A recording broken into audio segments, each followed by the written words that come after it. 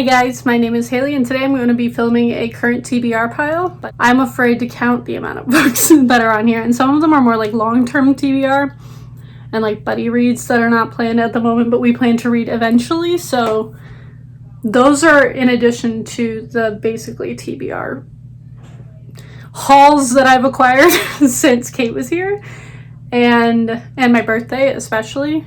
So a lot of these you have seen in previous videos if you're not new here, but I honestly was just curious how many that I have, and now I'm afraid to count them after taking the thumbnail, which you have seen at this point. So I'm literally just going to run through them at lightning speed. Otherwise we'll be here forever because it was a lot. I don't even know where to start. They're like stacked here and here and here and on the floor. Why did I decide this was a good idea on a Sunday? I'm just gonna start here. So we have the third book and the companion book to the A Discovery of Witches series. I got a quarter of the way through this one and decided I didn't want to read fantasy anymore. And this is more paranormal than fantasy, but it reads like a high fantasy, well, like a middle fantasy, and I just was not in the mood for that. I also just stopped physically reading back when I accidentally stopped reading this series back in January. It's been a long time, but I will eventually finish this series. Then we've got two of my Michael Crichtons that I picked up at Half Price Books and other places where I just pick up all of his books. I have no clue what either of these are about. Then we've got books I picked up from Half Price Books. We've got Immaculate, which is Virgin Conception, which I found fascinating, so I eventually will read this. And then I have Vanilla, which is about an asexual boy. And we have two paranormal books that I picked up in the last couple of months. We have The Dark Beneath the Ice, and Out of the Blue, this one I know is an angel story, which I'm hoping for another one of the TJ Klune angel story that I read that was basically Destiel fan fiction earlier this year. I'm hoping for that from this. This is a paranormal that I don't remember what it was about, but apparently was exciting enough that I picked it up for cheap on Amazon. We have The Ones We're Meant to Find. I saw somebody say in the comments that this apparently has either controversy or people didn't like it as much as they thought they would, which fascinates me. So if you have read this, please let me know, and whether or not I should bump it up higher on my TBR. Then we have a graphic memoir for Kent State, for Dead in Ohio. This is about the shooting that happened at Kent State. And if you didn't know, Kent State is actually very close to me. That's where me and Kate usually visit when she comes up here. So I am very interested to read more about this, especially in graphic novel form. Then we have basically my buddy read stack that I keep up there for me and Kate whenever we decide that we actually want to read things physically and together at the same time and have like the mental capacity to do that. So we have The Idiot, which is on my TBR that Kate gave me to read before the end of the year. We have 6-4, which is a thriller. And then we have Women Talking, all of which me and Kate both own. And we're going to read together at some point. My shelves are an absolute disaster right now. I know you can't see the ground, but it's so much worse down there. Oh, and with that buddy read, we have the 50 Shades of Grey trilogy that we're going to do whenever we continue our Twilight reread up here, whenever we feel like annotating again, and we're going to compare them to Twilight, because if you didn't know, this is Twilight fan fiction and I never read them. Alright, now we have kind of random ones. We've got A Murmur of Bees, which Kate recommended me and I picked up physically because apparently it's only available through Amazon because that's the publisher, which sounds very confusing, but this is a pandemic book, so I'm excited for that. And then we have a long-standing TBR book. This is The Boy on the Bridge. The Girl with All the Gifts, which is the first book, is probably one of my favorite horror, thriller, post-apocalyptic, whatever you want to call it, of all time. So I figured I would attempt the sequel, and that hasn't happened yet. We've got little books. We've got The Stranger by Albert Camus. We've also got The Plague by Albert Camus. And we have Perfume, which Kate bought me because I've been looking for a copy of this for years for a reasonable price, and for some reason it's always super expensive, so I have always wanted to read this. Then we've got another graphic memoir. We've got Grass, which I believe is a Korean graphic memoir that I don't know very much about, but I'm excited for it. I got it for my birthday. We have the rest of the Silent Voice series. I started this series quite a while ago, and I'm just really bad at keeping up with manga series. And I just basically went out and got the rest of them that I didn't own when Kate sent me the ones that she was getting rid of. And I read the first two, but I will probably reread the first two to continue with this series. I like it because it's a short manga series and not like 30 volumes long. Then we have Peter Pan. I've owned this for quite a while too, but I actually put it on my like current TBR as opposed to some of my other classics that I do own and have owned for years. They're not on my like same level of my brain as the rest of my TBR sometimes, but I was recommended this by Kate because it's her favorite book of all time, and literally she did her thesis on it, and also she put it on my BFF Picks My TBR, so now I have to read it. As you can see, I even put a bookmark in it. And we've got a couple more that I picked up when Kate was here. We have Roseniece. The only thing I know about this is I'm pretty sure it's horror and or thriller, and it's written by somebody who lived in Kent, which is, as I just said, very close to me, so I figured I would pick this up. It only has like 40 reviews on Goodreads. We have The Trials of Apollo, which I got by default when Kate accidentally bought 2 copies of it for her classroom. Then we have City of Saints and Madmen by Jeff Vandermeer, which I wanted to try another Jeff Vandermeer after loving Born. So we'll see if this one's any good. I've never heard anyone talk about this one. Then we have New York by Rob Hart. Rob Hart wrote The Warehouse, which was one of my favorite books of last year?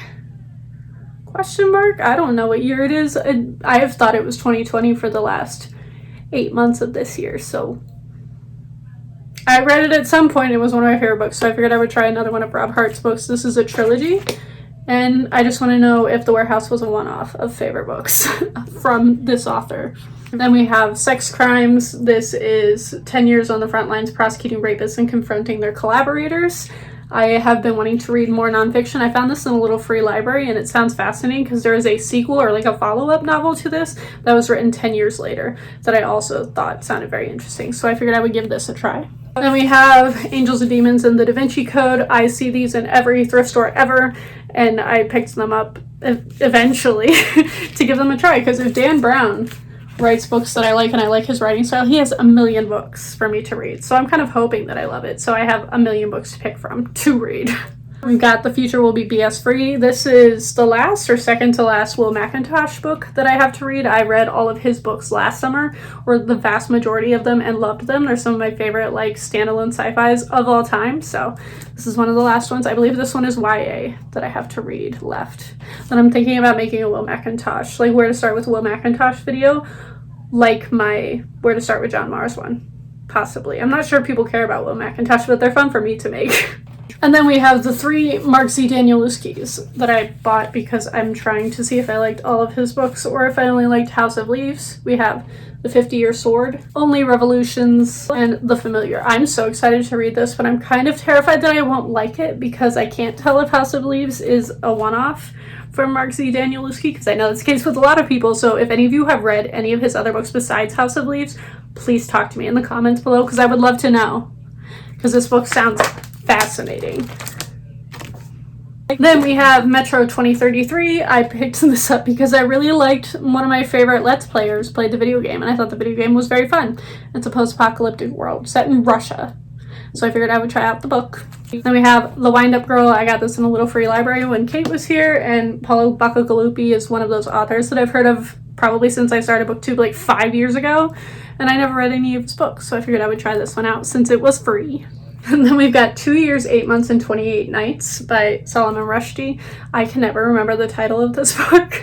And apparently this is the man who wrote the Satanic Verses. So I was like, oh, but the premise for this sounds fascinating. So I figured I would give it a try.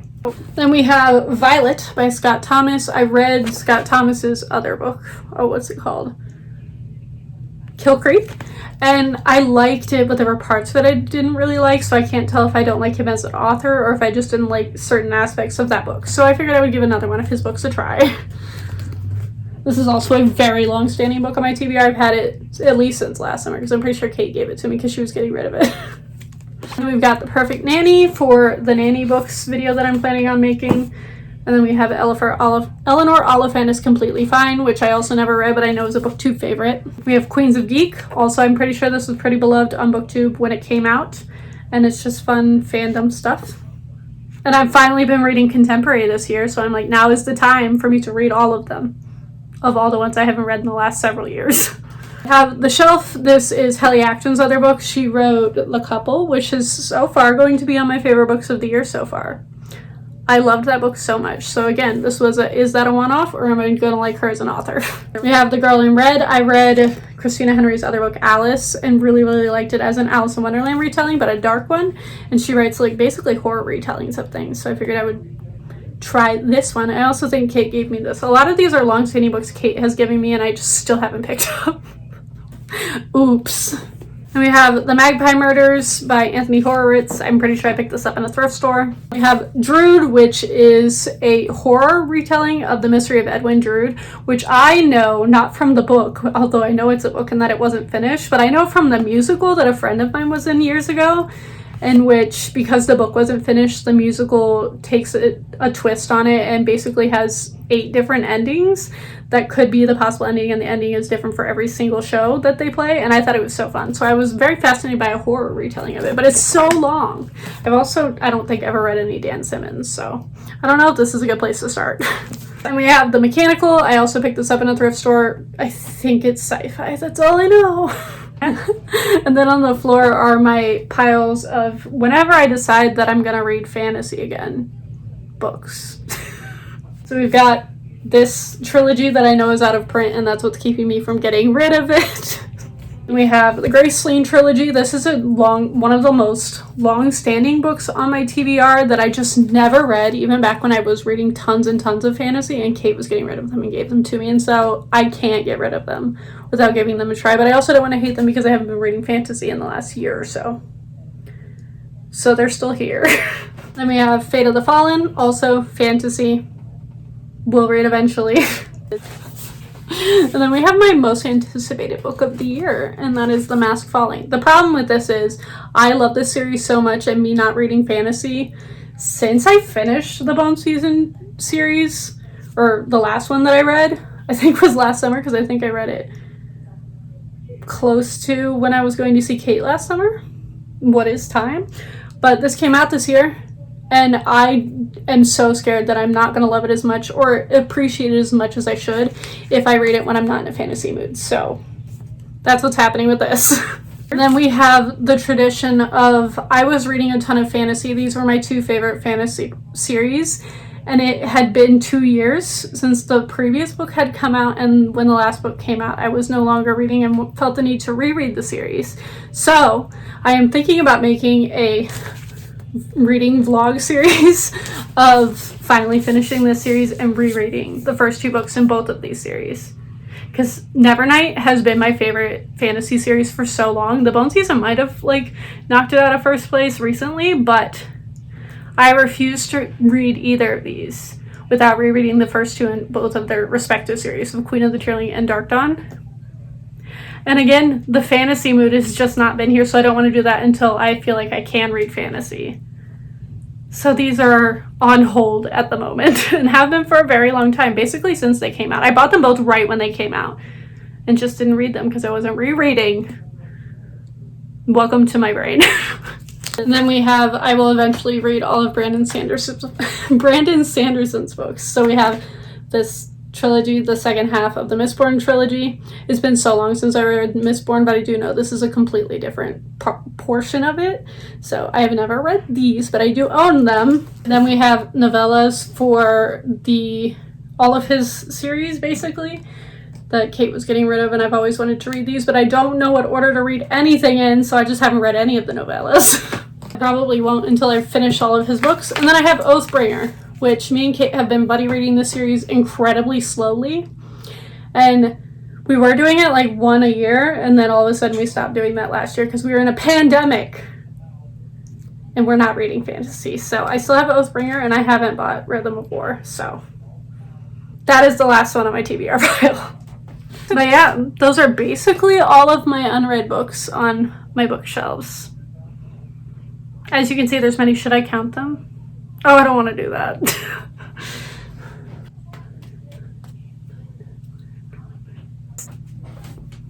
It is 66 books. That is twice the amount of books that I hauled. But also so many of these are such long-standing books of I am not in the mood for that genre right now that I feel like it's fine. They're not on my immediate TBR pile, but this is technically my entire TBR. I have like an immediate TBR in which I want to get to these in the next couple of months or so. And then I have a long-standing TBR that's normally classics and there has been editions of fantasy since I haven't been reading it this year. And that's kind of how it works in my brain, of separating the two. I'm not sure if that makes sense. But let me know if you have read any of these books, if I should bump up any of them on my TBR in the comments down below. Thank you all for watching, and I will see all of you guys next time.